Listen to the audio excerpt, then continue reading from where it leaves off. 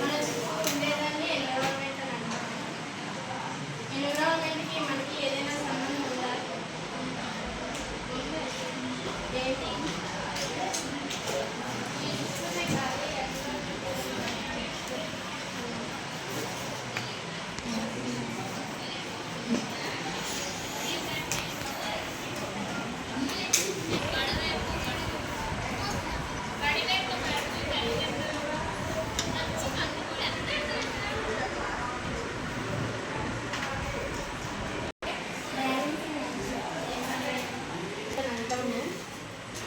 ఎన్విరాన్మెంట్కి మనకి ఏదైనా సంబంధం ఉంది అంటే ఉంది.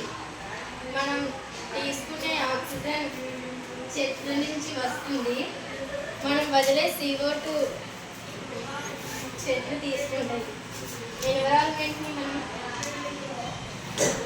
తెలివి బయోటిక్ అంటే జీవం ఉన్నది. Page number 104.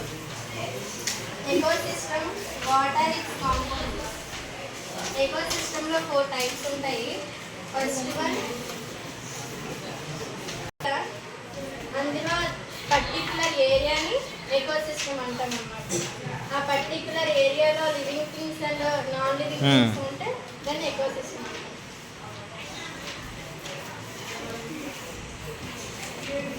All the interacting organisms in an area together with the non-living constitutes of the environment from an ecosystem.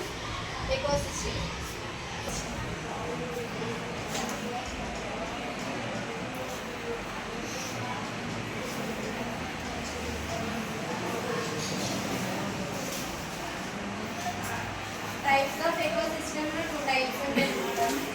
Natural ecosystem, artificial ecosystem.